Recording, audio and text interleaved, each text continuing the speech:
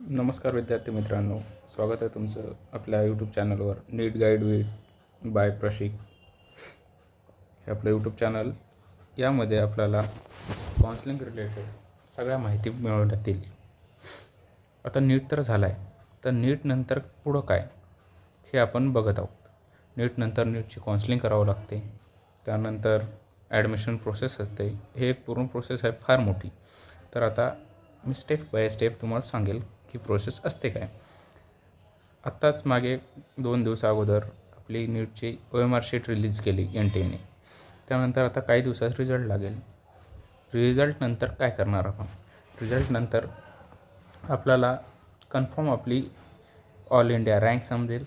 त्यानंतर एक रजिस्ट्रेशनचं प्रोसेस असते काउन्सिलिंगसाठी. त्यामध्ये चॉईस फिलिंग होते, सीट अलॉटमेंट होते, नंतर आपलं कॉलेजला ॲडमिशन होते. हे एक फार मोठी प्रोसेस आहे. तर या प्रोसेसच्या मी स्टेप बाय स्टेप तुम्हाला सांगेल, जेणेकरून ह्या समजेल प्रोसेस. तर आपलं स्कोअर कार्ड येईल. स्कोअर कार्ड म्हणजेच आपलं रिझल्ट. तर रिझल्टमध्ये आपल्याला आपला स्कोअर समजेल. स्कोअरनंतर आपली त्याच रँक समजेल. आपली रँक हे 2 प्रकारचे असते. एक आपली ऑल इंडिया रँक असते, त्याला आपण AIR म्हणतो. एक आपली कॅटेगरी रँक असते. ह्या 2 रँकवर आपल्याला डिसाईड होते का आपल्याला कोणतं कॉलेज मिळणार. आपण कॅटेगरी रँक म्हणजे आपण आपल्या कॅटेगरीमध्ये कितव्या नंबरला आहोत, आणि all India rank AIR rank ज्याला म्हणतो आपण, ते म्हणजे आपण अख्ख्या भारत देशामध्ये आपले जेवढे एक्झाममध्ये जेवढे मुलं बसलेत त्यामध्ये आपण कितव्या नंबरला आहोत. तर त्यानंतर प्रोसेस येते रजिस्ट्रेशनची. रजिस्ट्रेशननंतर आपल्याला कॉलेजची चॉईस फिलिंग करावं लागते. तर कॉलेजची जे चॉईस फिलिंग आहे ते एक लिस्ट असते कॉलेजची. दरवर्षी MCC नावाची जे आपलं काउन्सिलिंग कंडक्ट करते, त्यांनी एक लिस्ट जाहीर करतात कॉलेजची. त्यामध्ये किती सीट आहेत आणि कोणत्या कॅटेगरीसाठी किती सीट्स आहेत हे सर्व सांगितलं जाते. त्यानंतर होते सीट अलॉटमेंट. सीट मॅट्रिक्स एक येत असते कॉलेजकडून की आमच्या कॉलेजमध्ये एवढे सीट्स आहेत. तर त्यानंतर मग सीट अलॉटमेंट होते आणि नंतर मग आपल्याला कॉलेजमध्ये ॲडमिशन म्हणते. हे काउन्सिलिंगची पूर्ण एक प्रोसेस असते. आता काउन्सिलिंग जे आहे हे वेगवेगळ्या टाईपची असते. MCC जे आहे ऑर्गनायझेशन, MCC हे ऑल इंडियासाठी काउन्सिलिंग करते. आणि स्टेटसाठी जे आहे, स्टेटची काउन्सिलिंग वेगळी असते प्रत्येक स्टेटसाठी. आता जसं आपण महाराष्ट्रामध्ये आहोत, तर महाराष्ट्राची काउन्सिलिंग जे आहे ते CET सेल करते. CET सेल जे आहे ते महाराष्ट्राची काउन्सिलिंग करते. AIQ काउन्सिलिंग जे म्हणजे ऑल इंडिया कोटाची काउन्सिलिंग हे MCC करते. आणि डीम्ड जे युनिव्हर्सिटी आहे याची पण MCC काउन्सिलिंग करते, पण यासाठी हा एक वेगळा कोटा असतो.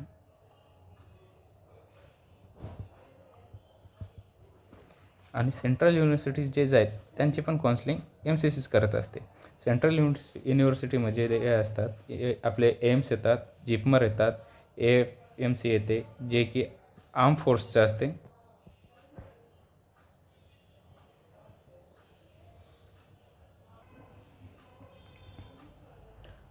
ह्या 4 प्रकारच्या काउन्सिलिंग होत असतात.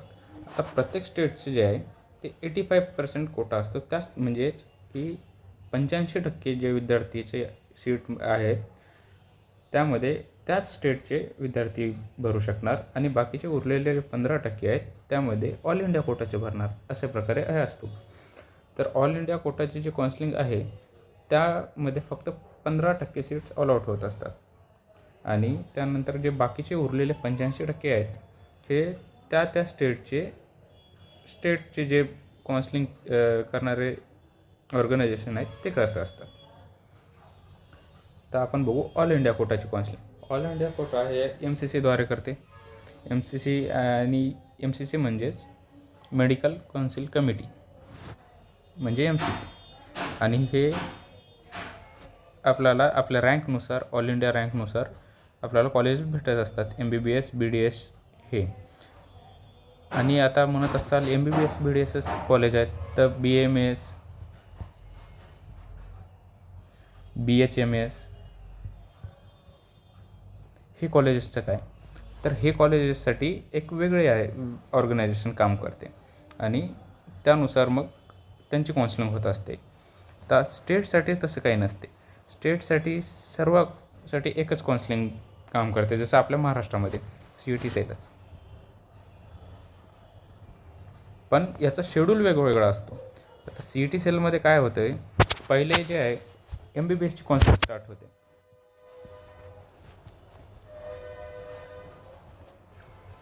ह्यानंतर MBBSचे पहिला राऊंड लागतो, कधी कधी दुसरा पण लागतो आणि त्यानंतर मग BMS आणि BHMSची काउन्सिलिंग चालू होते.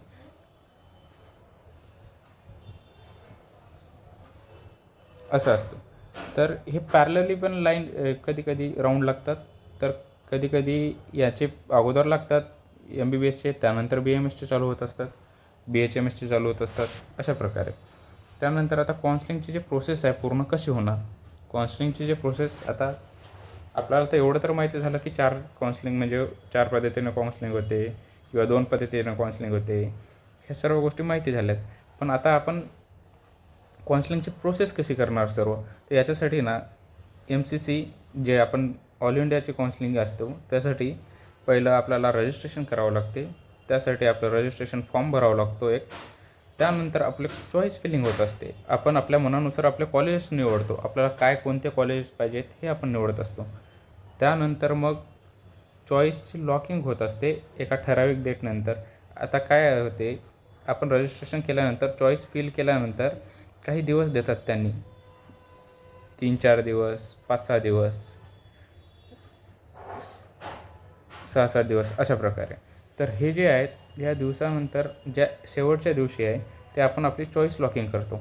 तर चॉईस लॉक केल्यानंतर आपल्याला बदलता येत नाही. आपण जे कॉलेजेस एक वेळेस सिलेक्ट केले, आपण किती पण कॉलेजेस सिलेक्ट करू शकतो, कोणते पण कॉलेजेस जे आहेत ते सिलेक्ट करू शकतो, असं काही नाही.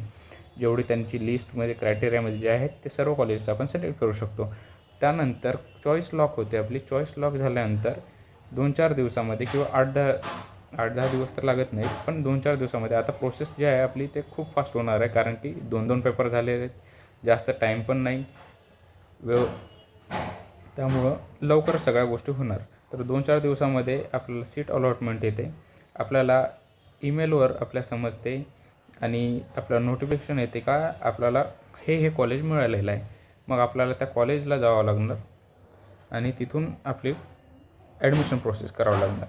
तर तिथे आपल्याला आता हे सर्व रजिस्ट्रेशन करायला आणि ॲडमिशन करायला कोणते कोणते डॉक्युमेंट्स लागतील, तर आपल्याला अकॅडमिक जे डॉक्युमेंट्स आहेत ते म्हणजे आपलं नीटचं ॲडमिट कार्ड लागते, नीटचं स्कोअर कार्ड लागते, आपल्या 10वीचे मार्कशीट, आपली 12वीची मार्कशीट, आपली शाळा सोडल्याचा दाखला म्हणजे TC आणि आपलं पासिंग सर्टिफिकेट, ज्याला आपण महाराष्ट्रामध्ये सनद म्हणत असतो, जसं 12वीची सनद, 10वीची सनद, ह्या प्रकारे. आणि काही लोक जे आहेत जे म्हणजे गॅप घेत असतात, ते ड्रॉप घेत असतात, तर ड्रॉप जे घेतात त्यांच्यासाठी अजून एक आपल्याला डॉक्युमेंट्स लागते, ते म्हणजे गॅप सर्टिफिकेट.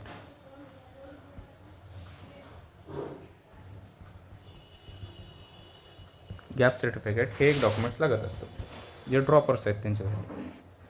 आणि हे आपलं तहसील आपल्याला देत असते किंवा आपला कोर्टचे जे नोटरी करणारे वकील्स असतात काही लोक, ते देतात, तर त्यांच्याकडून आपण घेऊ शकतो.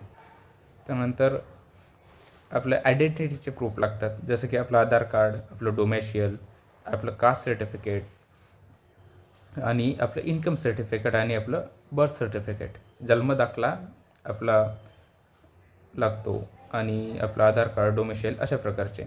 आणि आपल्याला रिझर्वेशनच्या आपल्या महाराष्ट्रामध्ये काही आहेत रिझर्वेशन, जसं की हिली एरिया याचं सर्टिफिकेट असतं. हे काही ठराविक गाव किंवा ठराविक विभागात, ठराविक जिल्ह्यातच भेटत असते. आणि दुसरं अजून एक प्रकारचं आपल्याकडं रिझर्वेशन असते, ते म्हणजे डिफेन्स फोर्सेसमधलं.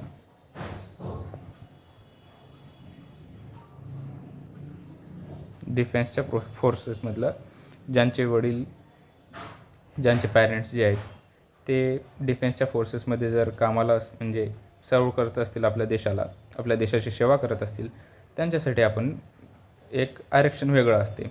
आणि अजून एक आरक्षण ते म्हणजे महाराष्ट्र कर्नाटका बॉर्डर.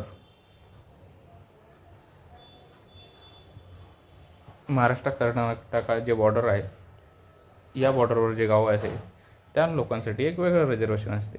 अशा प्रकारे जर आपल्याला रिझर्वेशनचा फायदा घ्यायचा असेल तर आपल्याला हे वाले डॉक्युमेंट्स पण तयार करून ठेवावे लागतील. आणि त्यानंतर आपल्याला फोटोज किंवा अदर डॉक्युमेंट्स जे लागतील, हे बघा इथं गॅप सर्टिफिकेटमध्ये मेन्शन केलेलं आहे. आपल्याला गॅप सर्टिफिकेट लागत असते. एक ॲफिडेविट असते, स्वयंघोषणापत्र, त्याला पत्र म्हणतो आपण, ते लागत असतो. त्यानंतर आपले पासपोर्ट साईज फोटो लागतात ॲडमिशनच्या प्रोसेसच्या वेळेस. कमीत कमी 10 आपण आपल्याजवळ ठेवावे.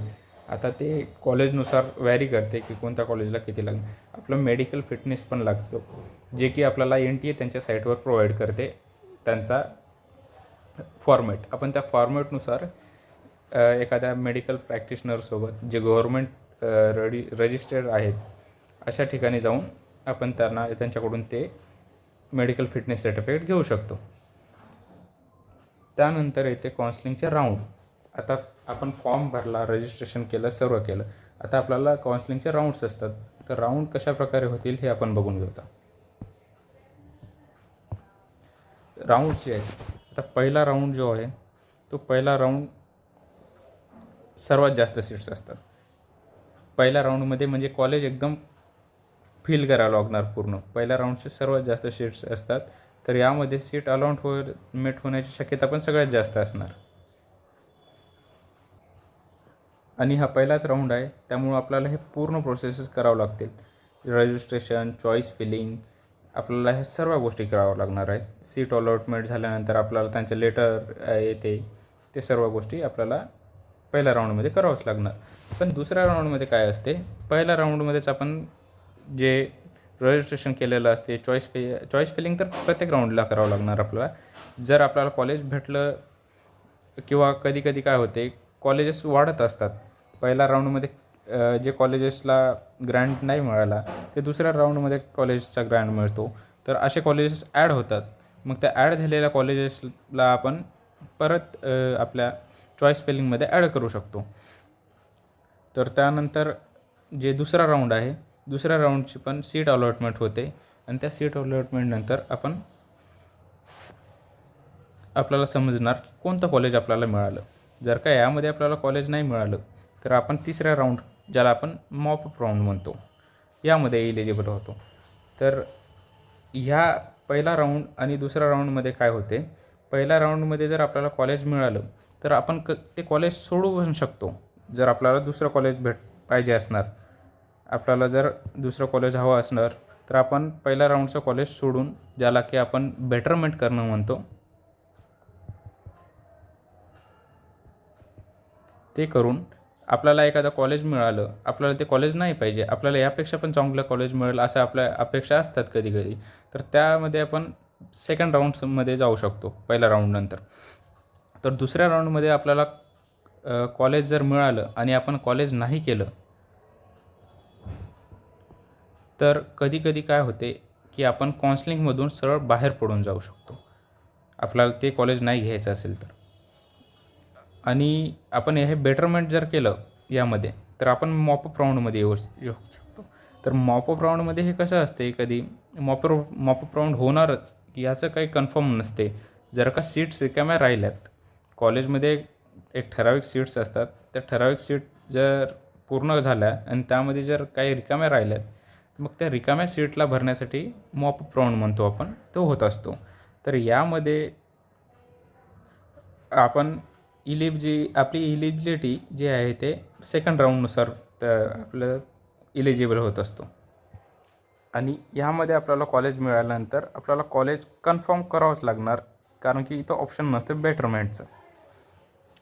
आणि कॉलेज जर सोडायचं असेल तर कॉलेज सोडताना पण म्हणजे यामध्ये जर कॉलेज आपल्याला भेटलं, आपण ॲडमिशन नाही केलं, तर आपण काउन्सिलिंगमधून बाद होतो. म्हणजे आपण काउन्सिलिंगमधून बाहेर पडतो. आता हे stay vacancy round. Vacancy round हे काय असते? स्टे वेकन्सी राऊंड जे आहे ते इन्स्टिट्यूशनल लेवल पण म्हणू शकतो आपण त्याला, जे की ज्या कॉलेजचे आहेत त्या कॉलेजनुसार ते होत असते. आणि हे स्टे वेकन्सी राऊंड हे स्टेट लेवलला होत असते. स्टेट कंडक्ट करत असते याच्यासाठी. म्हणजे आपल्या जर महाराष्ट्राचा विचार केला तर CET सेल जे आहे हे कंडक्ट करते. तर CET सेल याला कंडक्ट करते आणि त्यानुसार हे ॲडमिशन होत असतात. आता आपण बघणार आहोत काउन्सिलिंगमध्ये कोणत्या मिस्टेक होऊ शकतात किंवा स्टुडंट्स हे मिस्टेक करत असतात. तर यामध्ये रजिस्ट्रेशनची डेडलाईन चुकवणे. बऱ्याच वेळेस काय होते, आपल्याला डेडलाईन आपण विसरून जातो बघितलेली, आणि मग रजिस्ट्रेशनची डेडलाईन गेल्यानंतर आपण रजिस्ट्रेशन करू शकत नाही. तर अशा वेळेस आपल्या याचं एक सोल्युशन म्हणून काय करायचं, आता रिझल्ट लागल्यानंतर लगेच काही दिवसात आपल्याला नोटिफिकेशन येत असते का काउन्सिलिंगची प्रोसेस कधी स्टार्ट होणार, कधी सुरुवात होणार काउन्सिलिंगच्या प्रोसेसला. तर या प्रोसेसची जेव्हा सुरुवात होईल तर लगेच जाऊन आपण रजिस्ट्रेशनची डेडलाईन जे आहे ते नोट करून ठेवायची, जेणेकरून आपल्याला विसरणार नाही. आणि त्या डेडलाईनच्या अगोदरच आपण रजिस्ट्रेशन करून घ्यायचं. त्यानंतर कधी दुसरी चूक काय होते, चॉईस फिल करताना चूक होते.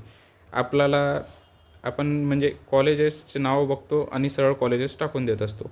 पण असं नाही करायचं. आपल्याला कधी कोणते कॉलेजेस हवे नसतात तरी पण आपण ते कॉलेजेस टाकतो. तर आपल्या सोयीनुसार, जसं की आपल्याला कॉलेजचे लोकेशन कोणते पाहिजे, आपल्याला कॉलेजचं फी स्ट्रक्चर बघायचं, आणि आपल्या कॅटेगरीसाठी आपले रँक जे आहे, आपली कॅटेगरी रँक आणि आपल्या ऑल इंडिया रँकनुसार आपल्याला कॉलेज भेटेल का, या सर्व गोष्टींचा विचार करायचा आणि त्यानंतरच आपण चॉईस फिलिंग करायची. ह्यासाठी सीट मॅट्रिक्स येते आणि गेल्या वर्षीच्या काउन्सिलिंगच्या प्रोसेसनुसार आपण माहिती करून घेऊ शकतो का त्यावेळेस किती नंबरला कॉलेज भेटलं होतं, किती मार्क्सला कॉलेज भेटलं होतं, आणि ह्या कॉलेजचे फॅसिलिटीज काय आहेत, हे सर्व गोष्टी माहीत केल्यानंतरच आपण कॉलेजचे चॉईस फिलिंग करायला हवी आहे. त्यानंतर आपल्याला लागणारे कधी डॉक्युमेंट्स आपल्याकडे तयार नसतात. पण हे डॉक्युमेंट्स जे आहेत आपल्याला रजिस्ट्रेशनच्या वेळेस लगेच कामाला नाही येत. पण आपल्याला जेव्हा आपण कॉलेज भेटेल आणि कॉलेजचं व्हेरिफिकेशन होत असते डॉक्युमेंट्सचं, त्यावेळी आपल्याला सर्व डॉक्युमेंट्स आपल्याला रेडी पाहिजेत. जर का आपलं त्यावेळेस डॉक्युमेंट नसतील तर आपले ॲडमिशन होणार नाही. तर त्यासाठी आपण सर्वच अगोदर आपले डॉक्युमेंट्स रेडी करून ठेवायला पाहिजेत. जसं की आपले स्कोर कार्ड, मार्कशीट, 10वी-12वीच्या, आपल्या कॅटेगरीमध्ये असेल तर कॅटेगरीचे सर्टिफिकेट, आधार कार्ड, त्यानंतर आपण गॅप घेतला असेल तर गॅप सर्टिफिकेट, आपल्याला कोणतं ॲडिशनल रिझर्वेशन वापरायचं असेल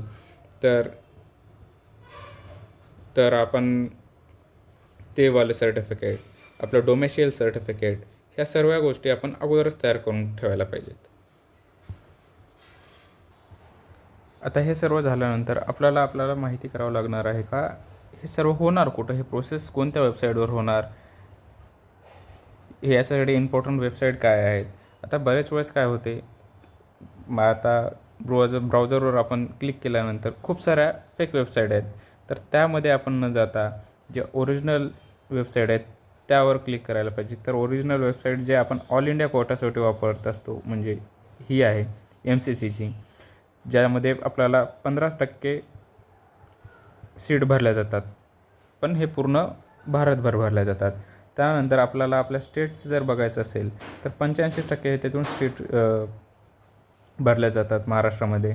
CET सेल ही त्याची वेबसाईट आहे. तर ह्या वेबसाईट आपण अगोदरपासूनच या वेबसाईटवर जाऊन आपली सर्व माहिती बघत राहावं लागणार.